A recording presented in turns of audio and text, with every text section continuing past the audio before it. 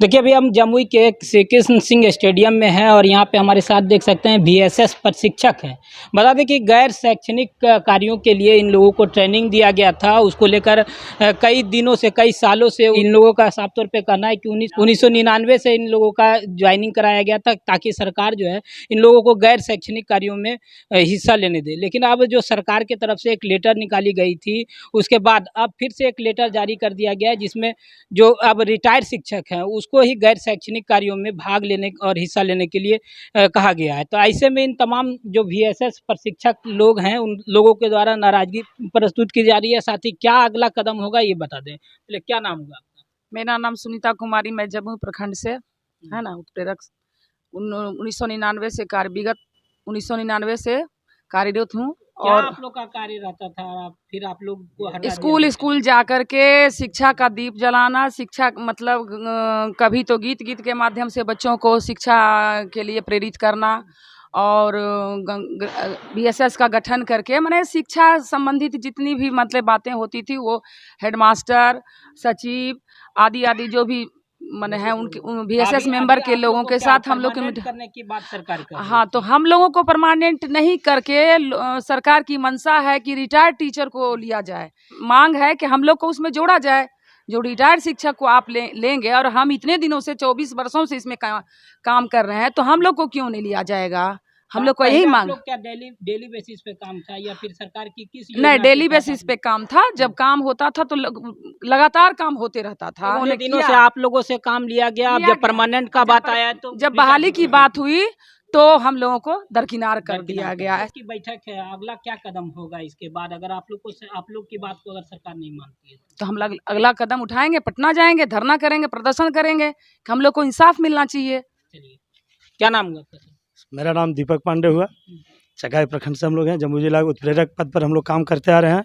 तो जमुई में ऐसे कितने लोग हैं जिनको प्रशिक्षण दिया गया था 1999 से वो कार्यरत? अभी हम लोग 61 हैं जमुई जिले में। जमुई में 61। हाँ, बिहार तो पूरे बिहार 3000 के लमसम है। तो क्या मांग करना चाहिए? हम लोग का मांग ये है सर कि सरकार जो गैर शैक्षणिक कार्य के लिए हम लोग को उत्प्रेरक को रखा था, हम लोग चाहते हैं कि गैर शैक्षणिक कार्य में जब किसी का स्थायीकरण किया जाए तो उस जगह पर हम लोग को लिया जाए, न कि रिटायर्ड शिक्षक को बुलाया जाए। जो लेटर निकाला गया था परमानेंट के लिए हाँ, आप लोग दिखा रहे थे। शिक्षा विभाग से एक लेटर प्राप्त हुआ था हम लोग को, जिसमें ये दिया गया था, हम लोग के प्रति बोला गया था कि नहीं ये लोग को मतलब गैर शैक्षणिक कार्य में जोड़ा जाए। अगर बहाली हो रहा है तो गैर शैक्षणिक कार्यों में ये लोग को जोड़ा जाए, लेकिन वहाँ हम लोग को नहीं रख करके और ऐसे जगह में एक अलग लेटर निकाल के और रिटायर्ड शिक्षक के द्वारा मतलब वो काम कराने की। लेटर के जरिए क्या विभाग के द्वारा क्या कहा जा रहा है? जो पहले लेटर निकाला गया था पटना से, उसके ऊपर विभाग कुछ बताने से भी पीछे इनकार कर दिया है। तो क्या लगता है जो लेटर निकाला गया था वो फर्जी लेटर था? हाँ, लग तो रहा है। अब तो मतलब जब हम लोग के प्रति कोई कार्य नहीं हो रहा है तो उस लेटर को हम लोग फर्जी मान रहे हैं।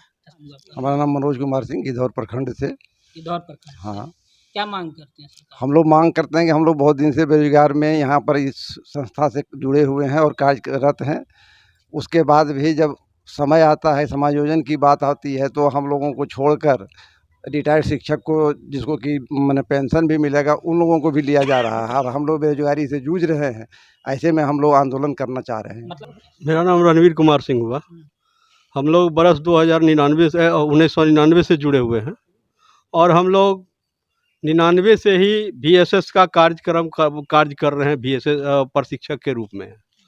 और हम लोगों के साथ अभी ऐसा मतलब हर वर्ष जबकि काम दिया जाता है और हम लोग करते हैं, जो भी गैर शैक्षणिक कार्य सर्व शिक्षा अभियान के द्वारा दिया जाता है, हम लोग उसको सही रूप से अंजाम देते हैं और जिसका कि प्रमाण हमारे डीओ भी दे चुके हैं, डीपीओ भी दे चुके हैं। लेकिन उसके बाद आपदा सचिव जो शिक्षा मंत्री के हैं, उन्होंने भी एक लेटर निकाला कि इन लोगों को बीएसएस प्रशिक्षकों को ही गैर शैक्षणिक कार्यों में समायोजन किया जाए बिहार शिक्षा परियोजना के द्वारा या शिक्षा विभाग में। और उसके बाद फिर अब कल या परसों से निकल रहा है कि नहीं, उसके गैर शैक्षणिक कार्य में बीआरसी और सीआरसी का जो बहाली होना है उसमें रिटायर्ड शिक्षकों को किया जाएगा और उन्हें 20,000 रुपया मानदेय दिया जाएगा। मतलब ऐसे में जब आप लोग इतने दिनों से काम कर रहे हैं और अचानक आपको एक लेटर के जरिए हटा दिया जा रहा है, क्यों अनदेखी किया जा रहा है सरकार के द्वारा? ये सरकार, हम लोग जो भी काम करते हैं मतलब 0 पॉइंट पर जाके करते हैं। और सही अंजाम देते हैं। सरकार नहीं चाहती है कि यहाँ जो मतलब सर्व शिक्षा या बिहार शिक्षा परियोजना में जो काम मतलब सही से नहीं हो और हम लोग सही से करते हैं, तो इन लोगों का मतलब जो भी त्रुटियां रहता है वो हम लोग मतलब उजागर करते हैं। तो इसलिए ये लोग नहीं चाहते हैं कि जो जैसा हो रहा है गोलमाल वैसे ही होता रहे, एक तरफ जहाँ सरकार ताकि कह ये रही है लोग 10 लाख पारदर्शिता नहीं रोजगार, लाए। 10 लाख रोजगार देंगे और आप लोग को हटा रही है दूसरी ओर। सरकार की मानसा हम लोगों के पक्ष में नहीं है। चलिए देखिए, यहाँ पे साफ तौर पे कहना है कि स्कूलों में जो गैर शैक्षणिक कार्य है उसको लेकर 1999 में ही इन लोगों की बहाली की गई थी, जिसमें गैर शैक्षणिक कार्यों के लिए इन लोगों को ट्रेंड भी किया गया था और स्कूलों में जाकर शिक्षा के जगत में अलग जगाने का काम करते थे। लेकिन अब जब परमानेंट की बात आई है तो सरकार इन लोगों के साथ अनदेखी कर रही है। ऐसे में कहीं ना कहीं बिहार सरकार पर एक सवालिया निशान खड़ा होता है।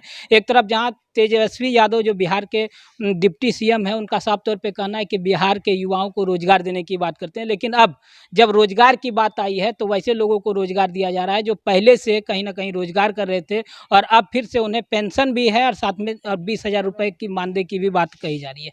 अब ऐसे में देखना है इन लोगों की जो मांग है, इस मांग को लेकर सरकार क्या कदम उठाती है और इन लोगों के द्वारा आगे आने वाले जो समय में कदम उठाए जाएंगे उन पर भी हम आपको हर विषय पर खबर दिखाते रहेंगे। आप हमारे साथ हर छोटी बड़ी खबर के साथ बने रहें। धन्यवाद।